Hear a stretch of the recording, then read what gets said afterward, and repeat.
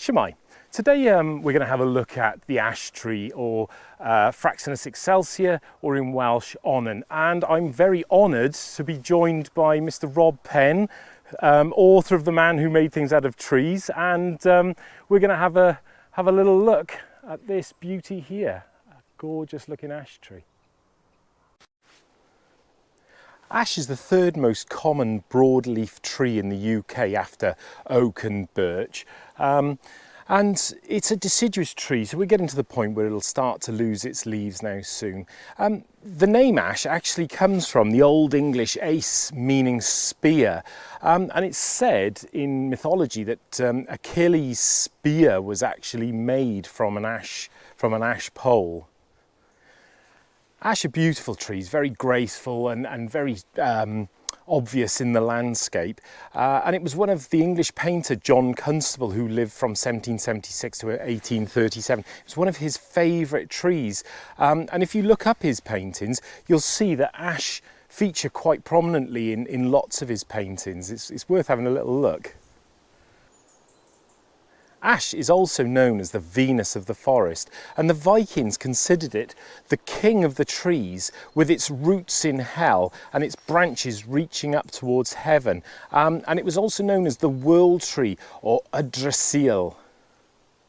So this is a lovely example of an old ash, and ash can grow as a woodland tree. It very happily grows in woodlands, grows as a hedgerow tree, like this example here. And it grows as a field tree. There's a really lovely example just behind us here. And it is everywhere. You know, it's an incredibly important native broadleaf species, and it's been fundamental to how we have developed as a species over thousands of years. And in fact, it's my contention that it is the tree with which we have developed the most intimate relationship over the course of human civilization. And I realise that's a big claim. It's not a long-lived tree. It grows fast, it goes well in all sorts of different circumstances, and tends to live for something like 150 to 200 years at the kind of top of its life. And then if you pollard or coppice it, it will live for longer. And this is a really interesting example of a pollard. So it would have been cut above the browse line so the livestock couldn't eat the new shoots at various points in its history, and I would say it'd be several hundred years old right now. And it's looking very healthy. And part of the reason why they were pollarded and coppiced was because the timber is so useful to us because of its very distinctive physical qualities. And we have made it into all manner of different things which we have used, everything from tables and chairs and work surfaces and wooden spoons to significantly tool handles. So for most of human history, we have used ash as the premier wood for tool handles. And I've got a couple of axes myself, which came from a tree which I felled not far from here 5 or 6 years ago. But also cricket bat splices, cricket stumps, bales, I mean, it just goes on and on. Axles of carts, and then the earliest motor cars. We used it for the frames of bicycles at one point very early in the development. It would have been something that we were all incredibly familiar with right up until the middle of the 20th century, when a lot of its uses were taken over by plastic. So this is your classic ash leaf. It's actually really easy tree species to identify once you've got your head around this. So this one's got 11 leaflets on it. Generally speaking, they have 11 or 13. The vast majority of these leaves have an uneven number, and then you occasionally find one with an even number. And importantly, the ash is the last tree species, indigenous tree species in the UK to leaf, and generally speaking, the first to fall. And what that means is you get really interesting ground flora underneath ash, sort of very tolerant of lots of other species that inhabit the flora of the woodland. One of the things that ash are most noted for, and make them very easy to identify in the winter months, are the very, very dark, jet black, in fact, buds. And if we have a look by here, when the leaves fall off, these black buds by here will be really obvious in the winter, and it's a really good way of identifying ash. So peculiar, but this holly tree has seeded inside a hollow in the middle of this old ash pollard, which is extraordinary. I mean, it speaks of a symbiosis between the tree species, which is just amazing, really. Providing habitat for the holly to grow. Absolutely wonderful. So I presume a bird dropped a holly berry in there once, and it managed to germinate, and bang, it's off. And what we were going to talk about here was just to highlight the bark. So even though this is the same tree, this is the younger part of the tree. So this would be, I'm guessing a bit, but probably 20 to 30 years old, this particular stem, and the bark is still smooth. And, you know, there's lots of lichens on it, but generally speaking, it's kind of greeny grey. And then when the tree gets older, again, it attracts different species of mosses and lichens, and it begins to crenulate at around about 60 to 80 years. And then turns, you know, you get this rather lovely kind of elephant foot effect. So we found a few ash keys on the floor here, which these are the seeds of the ash tree, and they're called keys because they were thought to look like a bunch of jailers' keys in medieval times. And the ash is, along with sycamore, the most prolific British native tree at natural regeneration. It is incredibly efficient. So these keys emerge on the tree over summer. They harden in the autumn, and then over winter and the following spring, they will catch on strong winds and be scattered, and they can reach considerable distances away from the tree.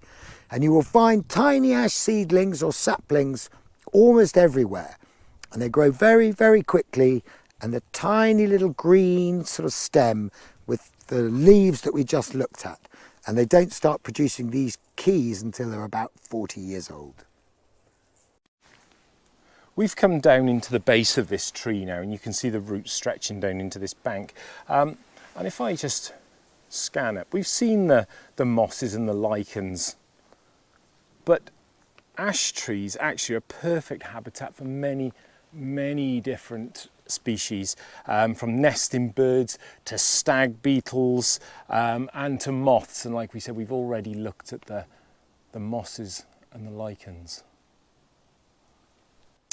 So ash, here's a log, a couple of logs, which I've split, and ash is perhaps best known today as a really good firewood. So it has a low moisture content, about 33% when it grows, which means that when you fell it and split it and stack it and dry it, it reaches a sort of low enough moisture content to burn as good firewood and give off high calorific value at an early stage. So I wrote a book about the historic uses of ash. It's called The Man Who Made Things Out of Trees. And what I did was I felled a mature ash that was towards the end of its life, about 10 miles up the road from here. And then I had the timber taken to a sawmill, milled into planks. I seasoned the planks here, and then I took the wood to artisans, mainly around Britain, but actually in other parts of the world as well, to be made into different artifacts and products.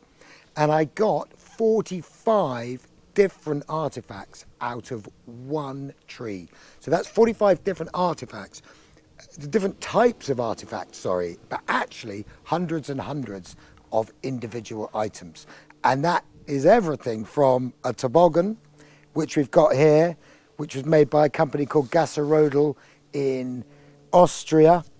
And that shows off the steam bent qualities of ash. And then over here I've got some of the other artifacts. So that's a hurley stick, which is one of the great national games of Ireland, played still today with ash. So, you know, when you think about all the other materials that they could use to play this game, from carbon to plastic to metals, they've continued to choose ash over all of those because it's so much nicer to use than any of those modern materials.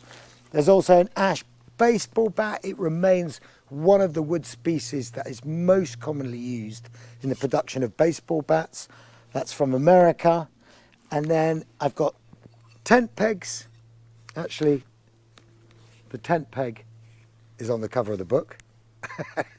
And the most important and common use of ash at any point in our history was as tool handles. So here, this is for axe handles, but it would have been used for everything. With ash being such a prominent tree in our landscape, there's quite a lot of folklore that goes with it. For example, if it was kept in the house or carried, it would protect from evil and witchcraft, and it could also neutralise spells. In Greek mythology, it was sacred to Poseidon, the god of the sea, and it was said that if it was made into the shape of a cross and carried out to sea, it would protect those seagoing people from drowning. Also, the Druids regarded it as sacred, and they often made wands out of it. Now, there's a saying that ash was an ancient remedy for snakebite. I've not seen anything that says in modern day medicine it's used, but it could be.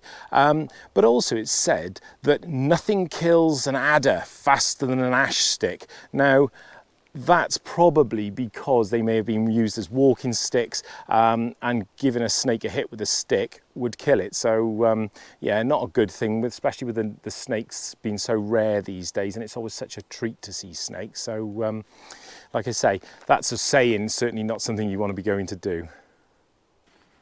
So there we go, the ash tree. My thanks to Rob for sharing his wisdom and his knowledge on ash trees. And we're going to have a look actually together in the future at a really serious problem that's affecting ash trees, ash dieback. So we'll be doing a little video on that coming up.